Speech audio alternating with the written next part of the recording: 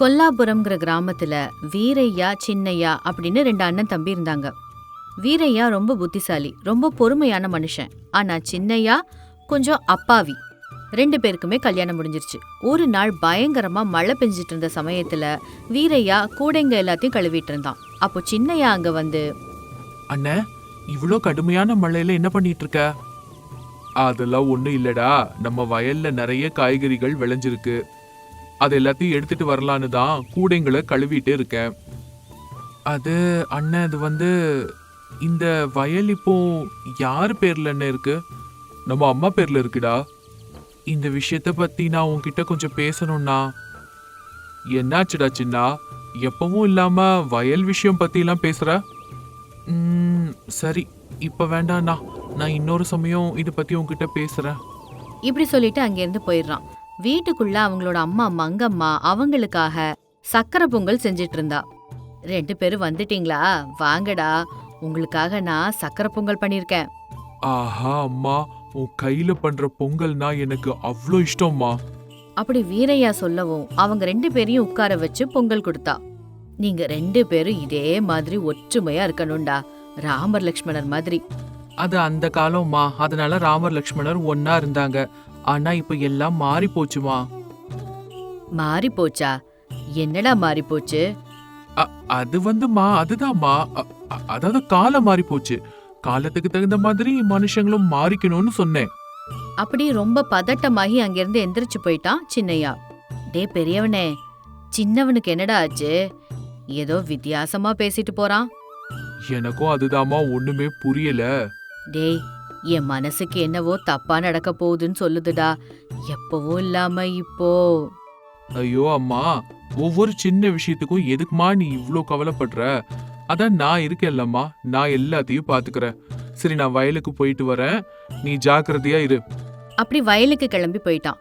சின்னையா பேசினத பத்தி அவன் யோசனை பண்ணிட்டே இருந்தான். நாட்கள் கடந்து போச்சு. இதுக்கிடையில ஊருக்கு போயிருந்த அந்த ரெண்டு மருமகள்களும் மறுபடியும் மாமியார் வீட்டுக்கு வந்தாங்க.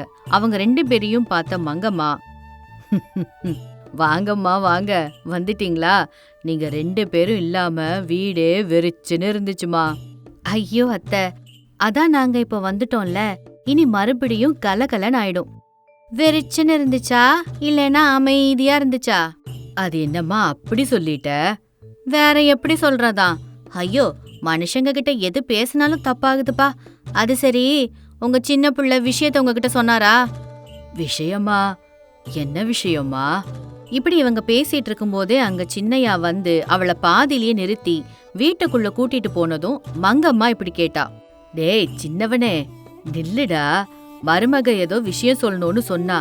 என்னடா, ஏதாவது விசேஷமா? என்ன என்ன விஷயம்? அட, அதெல்லாம் ஒண்ணு இல்லம்மா, இவ ஏதோ வளரிக்கிட்டு இருக்கா, வேற ஒண்ணும் இல்ல. அப்படியே அவளை உள்ள கூட்டிட்டு போயிட்டான். அன்னையில இருந்து சின்ன மருமகளும் சின்னவனும் வீட்ல இருக்கிற யாரு கூடயும் சரியா பேசல. இதனால வீரையா ஒரு நாள் சின்னையாவ வயல் பக்கமா கூட்டிட்டு போய், டேய் சின்னா, கொஞ்ச நாளாவே வீட்ல நமக்குள்ள ஏதோ ஒரு விஷயம் சரியா இல்லடா. என்னதாண்டா நடக்குது? ஐயோ, அப்படிலாம் எதுவும் இல்லன்னா.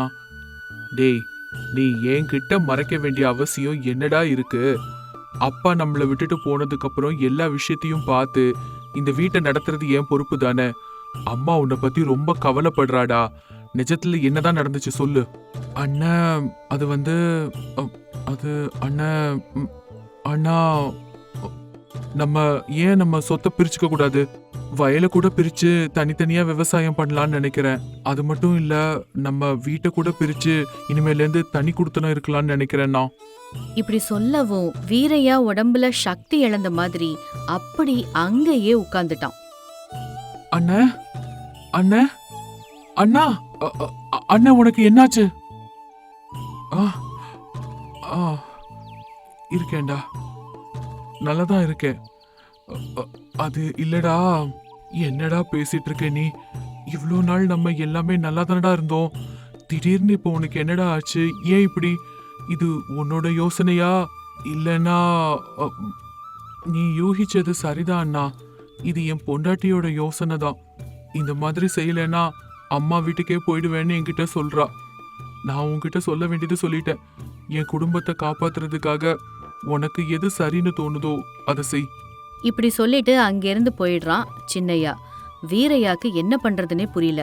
இது யார்கிட்ட சொல்றதுன்னு புரியாம அந்த ஊரோட தலைவர் வீரையாவோட நண்பனான ராகவையா கிட்ட போய் இந்த விஷயத்த சொன்னான். வீரையா, உன் பிரச்சனை என்னன்னு எனக்கு புரியுதுப்பா. எந்த ஒரு பிரச்சனைக்கும் கண்டிப்பா தீர்வுன்னு ஒண்ணு இருக்கும். ஆமாண்டா, இருக்கும் தான். ஆனா என் தம்பி ரொம்ப ரொம்ப அப்பாவி. தனியா அவனால எல்லாத்தையும் பாத்துக்க முடியாது. ஆமாடா வீரையா, நானும் சின்ன பிள்ளையில இருந்து அவனை பார்த்துட்டு தானே இருக்கேன். இந்த விஷயத்தெல்லாம் அம்மா கிட்ட சொல்ல முடியாதுடா. இப்பெல்லாம் அவங்களோட ஆரோக்கியம் அவ்வளோ நல்லா இல்ல. ஆனா தாமதமானா விஷயம் இன்னும் கூட மோசமாயிருமோன்னு பயமா இருக்கு.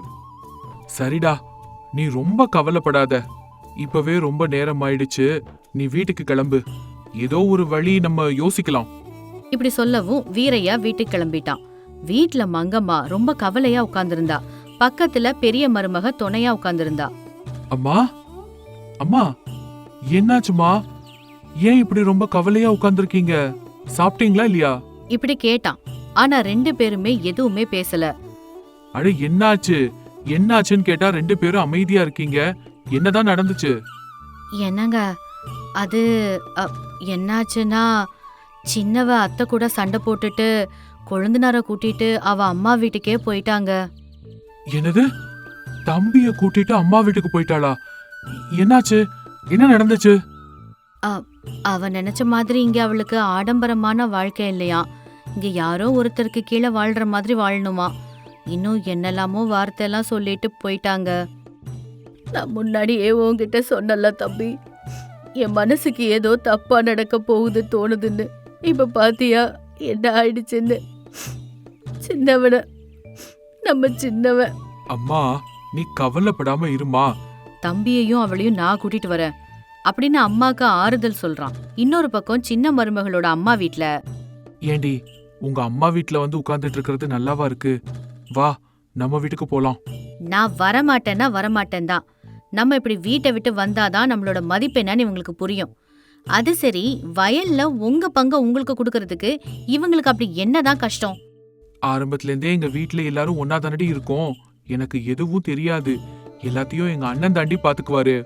அதனாலதான் உங்களை எல்லாரும் குறைச்சு மதிப்பிடுறாங்க. நமக்குன்னு ஒரு வாழ்க்கை வேணும்.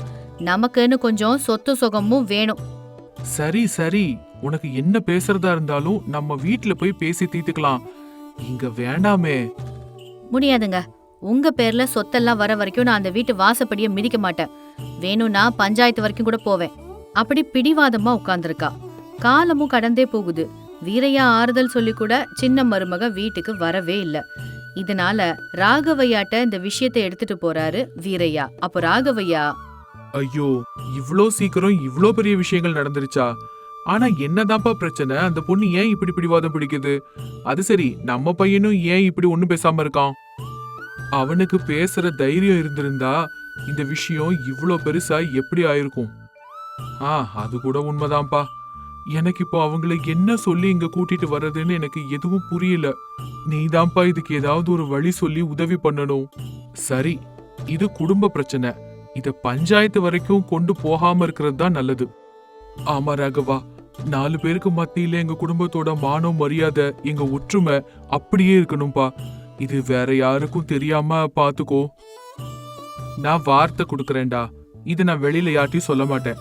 சரி, அந்த பொண்ணு கிட்ட போய் சொத்தை எழுதி கொடுக்கறதா சொல்லி அவளை இங்க கூட்டிட்டு வா. இப்படி சொல்லவும் அடுத்த நாள் காலையில தன்னோட தம்பியையும் தம்பி மனைவியையும் ராகவையாவோட வீட்டுக்கு கூட்டிட்டு வந்தான் வீரையா. என்னம்மா சொல்ற? உனக்கு இப்ப கண்டிப்பா உங்க சொத்து வேணும், அவ்வளவுதானே? ஆமாங்க, எங்க பங்கு வயல வாங்கிக்கிட்டு எஜமானர்களா அந்த வீட்ல இருந்து தூரமா நாங்க வேற வீட்ல வாழ போறோம். அப்படியா? சரி, முதல்ல கொஞ்ச நாளைக்கு 1 ஏக்கர் நிலத்தை உங்களுக்குன்னு தரோம். அதுல நீங்க வீரையா விட அதிகமான விளைச்சல் எடுக்கணும். அது வரைக்கும் நீங்க வீரையா வீட்ல எல்லாரோடையும் ஒத்துமையா இருக்கணும். இதுக்கு சம்மதம்னா சொல்லுங்க, அதுக்கப்புறம் வயலை பிரிச்சு கொடுத்துடலாம். எங்க சொத்தை எங்களுக்கு எழுதி தர்றதுக்கு கூட பரீட்சையா? இந்த ஊரோட கட்டுப்பாடு அப்படிதாம்மா. என்ன விதைக்கிறோமோ அதைத்தான் அறுக்க முடியும். என் வீட்டுக்காரரு நீங்க சொன்னதெல்லாம் செய்வாரு, பாத்துட்டுருங்க. இப்படி சொல்லிட்டு தன்னோட கணவனை கூப்பிட்டுட்டு வீட்டுக்கு போனா. வீட்ல மங்கம்மாவும் பெரிய மருமகளும் அவளை எதுவுமே சொல்லாம எப்பவும் போல அன்பா பாத்துக்கிட்டாங்க. இத பார்த்து அவளுக்கு ஆச்சரியமா இருந்துச்சு. ஆனா எதுவுமே பேசாம வீட்டுக்குள்ள போயிட்டா. என்னங்க, உங்க அண்ணனை விட அதிகமான விளைச்சல் நீங்க எடுத்து காட்டணும். நீ என்ன பேசிட்டு இருக்க? எனக்கு அதெல்லாம் எதுவும் தெரியாது. ரொம்ப கஷ்டம். அதெல்லாம் நீங்க என்ன பண்ணுவீங்களோ எனக்கு தெரியாது. நான் உங்களுக்கு வேணும்னா நீங்க செய்யணும். இப்படி அவ சொன்னதும் சின்னையாக்கு என்ன பண்றதுன்னே புரியல. நாட்கள் கடந்துச்சு. ஆனா சின்னையா வீரையாவை விட கம்மியான விளைச்சல் தான் கொடுத்தான். 3 பேரும் சேர்ந்து இப்போ ராகவையா வீட்டுக்கு போனாங்க. ஆ, என்னம்மா, உன் புருஷன் எல்லாம் செய்வான்னு சொன்னியே, இப்ப என்னாச்சு? அது ஐயா, அது பாருமா, நீ ரொம்ப சின்ன பொண்ணு. சுதந்திரமா இருக்கணும்னு நினைக்கிறதுல தப்பே கிடையாது. ஆனா சொந்த பந்தங்களை எல்லாத்தையும் பிரிச்சுட்டு அந்த சுதந்திரத்தை பறிச்சுக்கணும் அப்படின்னு நினைக்கிறது தாம்மா தப்பு. ஆமாமா, எனக்கும் எங்க அம்மாவுக்கும் எங்க தம்பினா ரொம்ப இஷ்டம். அவன் ரொம்ப அப்பாவி பையன். இன்னொரு விஷயம் என்னன்னா, இந்த அண்ணன் தம்பியோட ஒற்றுமைய பத்தி ஊருக்குள்ள எல்லாரும் ரொம்ப ரொம்ப பெருமையா பேசிட்டு இருக்காங்க. போன வருஷம் 2 பேரும் சேர்ந்து இப்ப எடுத்ததை விட 2 மடங்கு அதிகமான விளைச்சல் எடுத்தாங்க. ஆனா இந்த வருஷம் பாத்தியா என்னாச்சுன்னு? சின்ன மருமக அமைதியாவே இருந்தா. பாருமா, உனக்கு எப்படி இருக்கணுமோ அப்படி நீ இரு. ஆனா நீயும் தம்பியும் எங்களோடவே தயவு செஞ்சிருங்க. மாமா, என்ன மன்னிச்சிடுங்க. சுதந்திரமா இருக்கணும், அதிகாரம் காட்டணும் அப்படின்னு ஏதோ முட்டாள்தனத்தினால இப்படி இந்த மாதிரி நான் பண்ணிட்டேன். ஆனா அண்ணன் தம்பி சேர்ந்து இருந்தா எவ்வளோ சாதிக்க முடியும்னு இன்னைக்கு நான் புரிஞ்சுக்கிட்டேன். இந்த காலத்து பிள்ளைங்க எல்லாம் இப்படிதான் இருக்கீங்க. சரிம்மா, சொல்லு, இப்ப என்ன பண்ற? இன்னையில இருந்து நாங்க எல்லாரும் ஒன்னா சேர்ந்து தான் இருக்க போறோம். எனக்கு எந்த சொத்தும் வேண்டாம், எந்த பங்கும் வேண்டாம். அப்பாடி, ஒரு வழியா நீ மாறிட்ட, அது போதும். அப்புறம் மறந்துட்டேன், சொத்து பிரிக்கிறதுக்காக ஊருக்குள்ள அந்த மாதிரி நியதிகள்லாம் எதுவுமே கிடையாது. உனக்கு புரிய வைக்கணுங்கிறதுக்காக தான் அப்படி சொன்னேன். என்னோட நல்லதுக்காக தானே நீங்க சொன்னீங்க. ரொம்ப ரொம்ப நன்றிங்க. ஆமாடா ராகவா, உன்னோட இந்த உதவிக்கு ரொம்ப ரொம்ப நன்றிப்பா. சரி, நாங்க இப்ப கிளம்புறோம். இப்படி சொல்லிட்டு எல்லாருமே அங்கிருந்து கிளம்பி வீட்டுக்கு வந்தாங்க. அன்னையிலிருந்து அண்ணன் தம்பி 2 பேரும் ரொம்ப திறமையா சந்தோஷமா அந்த குடும்பத்தை நடத்திட்டு வந்தாங்க. டேய் கனகையா, எங்கேயோ போயிட்டு இருக்கிற மாதிரி இருக்கு. அதுவா, கிணத்துல இருக்கிற சேரெல்லாம் அள்ளுனா பணம் கொடுக்கறாங்களாம். அதனால நானும் போய் கிணத்த சுத்தம் பண்ணலான்னு இருக்கேன். நீயும் என் கூட வரியா? என்னது, கிணத்துல சேர் அள்ளணுமா? இந்த விஷயம் மட்டும் ஊர் ஜனங்களுக்கு தெரிஞ்சா என்னை பத்தி என்ன நினைப்பாங்க? ஆமா, ஏன்டா உனக்கு இந்த கஞ்சத்தனம்? எப்ப பாரு பணம் பணம்னு அதுக்கு பின்னாலேயே ஓடிட்டு இருக்க. என்னடா சோமு, என்னோட தேவைக்காக தானே நான் பணம் சம்பாதிக்கிறதுக்கு போறேன். என்னது, நீ தேவைக்காக மட்டும்தான் பணம் சம்பாதிப்பியா? 20 ஏக்கர் நிலத்துக்கு சொந்தக்கார நீ. ஆனாலும் உனக்கு கீழே ஒரு வேலைக்காரனை கூட நீ வச்சுக்க மாட்ட. ஏண்டான்னு கேட்டா அவங்களுக்கு சம்பளம் கொடுக்கணும்லன்னு சொல்ற. சரி, இப்ப பாரு, பணத்துக்கு ஆசைப்பட்டு இந்த மாதிரி சில்லறை வேலை எல்லாம் செஞ்சிட்டு இருக்க. அது மட்டும் இல்லாம 1 ரூபா கூட உன் ஜோப்ல இருந்து நீ செலவு பண்ண மாட்ட. உன்னை கஞ்ச பிசினாரின்னு சொல்லாம வேற என்னடா சொல்லுவாங்க? ஓஹோ, பணம் சம்பாதிக்கிறத நீ கஞ்சத்தனம் அப்படின்னு சொன்னேனா? ஆமாங்க, நான் கஞ்சனாவே இருந்துக்கிறேன். அப்படி சொல்லிட்டு கனகையா கோவமா அங்கிருந்து போயிடுறான்.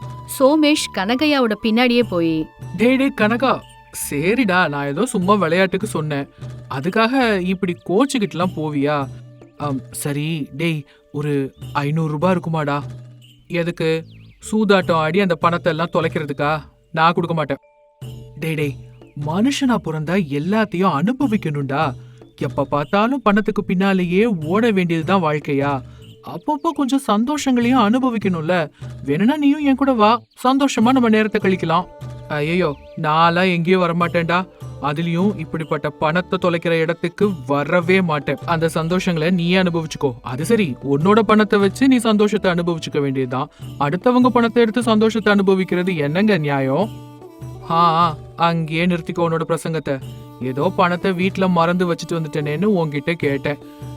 அது சரி, எச்சி கைட்டு கூட காக்கா விரட்டாத நீ கொடுப்பேன்னு நினைச்ச பத்தியா? அதுதான் நான் பண்ண தப்பு.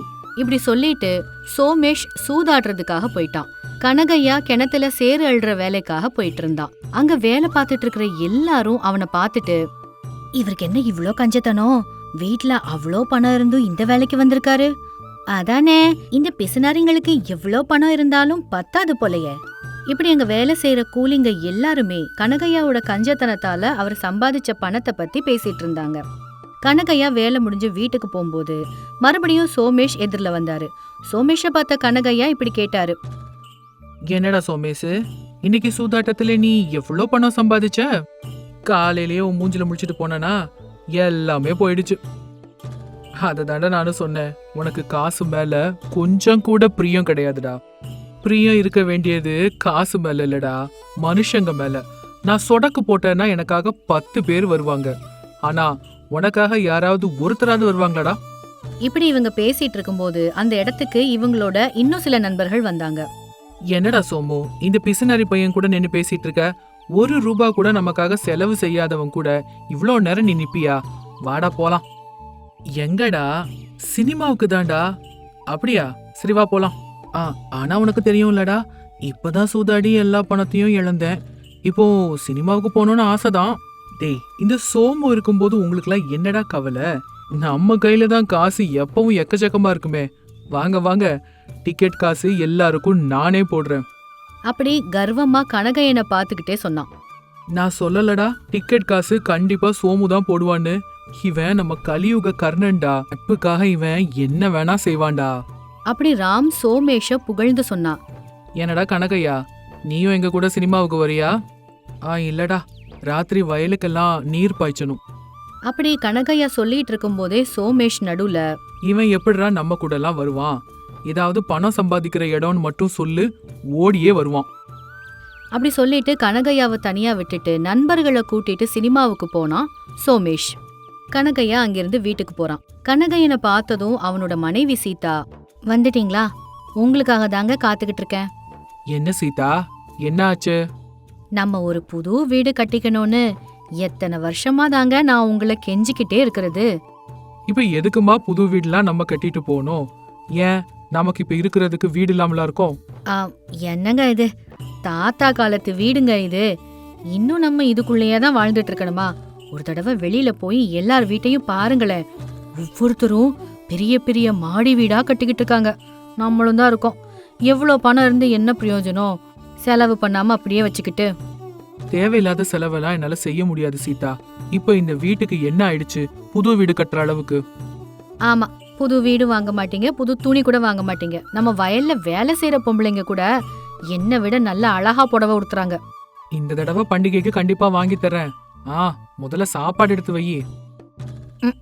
இப்படி சொல்லி சொல்லி எத்தனை பண்டிகை போயிருக்கு தெரியுமா? அப்படி கோவமா சொல்லிட்டு சீதா கனகையாக்கு சாப்பாடு பரிமாறினா. சீதா பரிமாறின குழம்ப பார்த்துட்டு, என்னது இது, குழம்புல எதுக்குமா இவ்ளோ எண்ணெய் ஊத்துற? எண்ணெய் எவ்வளவு விலைக்கு விக்குதுன்னு உனக்கு ஏதாவது தெரியுமா? அப்புறம் 2 நாளைக்கு வர்ற மாதிரி காய்கறி எல்லாத்தையும் மொத்தமா போட்டு இப்படி குழம்பு வச்சிருக்க. கொஞ்சம் கூட உனக்கு பொறுப்பே இல்லாம போயிடுச்சு. அப்படி சீதாவை திட்டிக்கிட்டே இருந்தான். அப்போ சீதா கோவமா, பாப்பா, சாப்பிடுறதுல கூட கஞ்சத்தனமா? அப்புறம் சாப்பிடுறது நீங்க தானே, இல்ல வெளியில யாருக்காவது குடுக்கறோமா? அதோட காய்கறிகள்லாம் நம்ம என்ன காசு கொடுத்தா வாங்குறோம்? எல்லாமே நம்ம தோட்டத்துல விளைஞ்ச காய்கறிகள் தானே. அதுக்குன்னு எல்லாத்தையும் சமைச்சிடுறதா? கொஞ்சம் நமக்கு வச்சுட்டு கொஞ்சம் பக்கத்து வீட்டுக்காரங்களுக்கு வித்தா அதுல பணம் கிடைக்குமே. இந்த மனுஷன் கூட எல்லாம் வாழவே முடியாது கடவுளே. அப்படி நினைச்சுக்கிட்டு அங்கிருந்து போயிடுறா சீதா. இப்படியே கனகையா 1 ரூபா கூட வீணாகாம பாத்துக்குவாரு. ஒரு பக்கம் கனகையாவோட நண்பனான சோமேஷ் மட்டும் தன்னோட நண்பர்களோட சந்தோஷமா காலம் கழிச்சிட்டு இருந்தாரு. அப்படியே கொஞ்ச நாட்கள் கழிச்சு சோமேஷ்க்கு குணப்படுத்த முடியாத ஒரு வியாதி வந்துச்சு. சோமேஷ், உங்க வயித்துல ஒரு கட்டி உருவாயிருக்கு. அத அகற்றணும்னா ஆபரேஷனுக்கு கண்டிப்பா 2 லட்சம் ரூபாய் செலவாகும். இப்படி சொன்னாரு டாக்டர். அத கேட்டுட்டு சோமேஷ், 1 வாரத்துல நான் எப்படியாவது பணத்தோட வந்துடுறேன் டாக்டர். அப்படி சொல்லிட்டு ஊருக்கு வந்தான். சோமேஷ் கிட்ட இப்போ அவ்வளோ பணம் இல்லாததால அவனோட நண்பனான ராம் கிட்ட வந்தான். ராம் கிட்ட எல்லா விஷயத்தையும் விவரமா சொல்லி, ராம், அது ஒன்னும் இல்லடா, இப்போ என் கையில அவ்வளோ பணம் இல்ல. நீ 2 லட்சம் ரூபாய் கொடுத்தேன்னா அப்புறமா அந்த பணத்தை நான் உனக்கு எப்படியாவது திருப்பி கொடுத்துருவேன். என்னது, 2 லட்சம் ரூபாய் கொடுக்கணுமா? கொடுத்தா எப்படிடா நீ திருப்பி கொடுப்ப? அது சரி, சூதாட்டத்துல கையில இருந்த பணத்தை எல்லாத்தையும் செலவழிச்சிட்டு இப்படி கையேந்தி பிச்சை கேட்கற மாதிரி கேட்கற? பணமும் இல்ல, எதுவும் இல்ல, போடா. அப்படி ராம் சோமேஷ திட்டுனான். அந்த வார்த்தைகளை கேட்டு சோமேஷ் ஆச்சரியப்பட்டு அங்கிருந்து இன்னொரு நண்பன்கிட்ட போய் பணம் கேட்க அவனும் ராம் மாதிரி தான் பதில் சொன்னான். இப்படியே சோமேஷுக்கு எந்த நண்பனும் பணம் தரவே இல்ல. அவன் மனசுக்குள்ள, சீச்சி, இத்தனை நாளும் என்கிட்ட பணம் இருந்ததை பார்த்துட்டு என்ன கர்ணன்னு புகழ்ந்தவங்களுடைய சுயரூபம் இதுதானா? என்கிட்ட பணம் இருந்த வரைக்கும் எனக்காக எதுவும் செய்வோம்னு சொன்னவங்களோட சுயரூபம் இதுதானா? ச்சே! இப்படி நினைச்சுக்கிட்டு சோமேஷ் ரொம்ப வருத்தப்பட்டான். இப்படியே 2 நாட்கள் கழிச்சு சோமேஷ பாக்குறதுக்காக கனகையா வந்தான். ஏடா சோமேஷ், உனக்கு ஏதோ உடல்நல பிரச்சனை இருக்குன்னு கேள்விப்பட்டேன், உண்மைதானாடா? அப்படின்னு கேட்டான். அதுக்கு சோமேஷ் மனசுக்குள்ள கனகையாவை பத்தி இந்த மாதிரி நினைச்சான். இப்ப இந்த பிசுனாரி பையன் எதுக்கு வந்திருக்கான்? நான் சின்ன தெரிஞ்சுட்டு போறதுக்கு தான் வந்திருப்பானே தவிர உதவி செய்யறதுக்கா இருக்காது. அப்படி நினைச்சிட்டு இருக்கும் போதே கனகையா பையில இருந்து கொஞ்சம் பணத்தை எடுத்து அவன்கிட்ட கொடுத்து, சோமேஷ், இந்தாடா, இதுல உனக்கு தேவையான 2 லட்சம் ரூபாய் இருக்கு, சீக்கிரமா போய் ஆபரேஷன் பண்ணிக்கோ. சோமேஷ் அந்த பணத்தை பார்த்து ஆச்சரியமாவும் கொஞ்சம் வருத்தமாவும் இப்படி சொன்னான். கனகையா, இத்தனை நாளா நான் உன்னை கஞ்சன்னு சொல்லியிருக்கேன். நான் உன்னை எவ்வளவோ கிண்டல் பண்ணியிருக்கேன். எந்த நண்பர்களை என்னோட சொந்தம்னு நினைச்சுக்கிட்டு ஒன்ன அவமானப்படுத்தணும், இப்போ அந்த நண்பர்களே என்ன பொருட்படுத்தல. ஆனா நீ எனக்கு உதவுறதுக்காக இப்போ முன் வந்திருக்க. சோமேஷ், இது உதவி இல்லடா, கடன். நீ இந்த பணத்தை வச்சு உன்னோட நோயை குணப்படுத்திக்கிட்டதுக்கு அப்புறமா வட்டியோட சேர்த்து திருப்பி கொடுக்கணும். அது வரைக்கும் இதோ இந்த வீடு என்னோடது. அப்படி சொன்னா கனகையா. அதுக்கு சோமேஷ், நீ எனக்கு உதவி பண்றதுக்காக வந்திருக்கேன்னு நினைச்சேன், ஆனா என்னோட தேவையை நீ பயன்படுத்திக்கிறியா பிசுனாரி கனகையா? ஆமாடா, சரி, வட்டியோட உன்னோட பணத்தை நான் திருப்பி கொடுத்துறேன். அப்படி சொல்லிட்டு சோமேஷ் பணத்தை எடுத்துட்டு போய் தன்னோட வியாதிய சரி பண்ணிக்கிட்டான். கொஞ்ச நாட்கள் கழிச்சு சோமேஷ் பணத்தை எடுத்துட்டு கனகையா கிட்ட வந்தான். இந்தாடா பிசுனாரி கனகையா, வட்டியோட உன்னோட பணம். அப்படி சோமேஷ் பணத்தை கொடுக்கவும் கனகையா சிரிச்சு, சோமேஷ், எனக்கு என்னோட 2 லட்சம் ரூபாய் போதும்டா, அந்த வட்டி பணம் உனக்கு தான். இவ்வளோ நாளா உனக்கு கஷ்டம் தெரியாம உன் கூட இருந்தவங்க உன்னை புகழ்ந்துட்டே இருக்காங்கன்னு அவங்களுக்காக பணத்தை இஷ்டம் போல செலவு பண்ண. ஆனா கடைசியில அவங்க உனக்கு என்ன செஞ்சாங்கன்னு பாத்தியா? இப்பவாவது நீ மாறிடா. நான் பணத்தை செலவு பண்ணலங்கிறதுக்காக கஞ்சம் கிடையாது, ஜாக்கிரதையா இருக்கிறேன், அப்புறம் பணத்தை சேமிக்கிறேன். இப்படி சொன்னா கனகையா. இத்தனை நாளும் கனகையாவை தவறா புரிஞ்சுக்கிட்டதுக்காக சோமேஷ் ரொம்ப ரொம்ப வருத்தப்பட்டான்.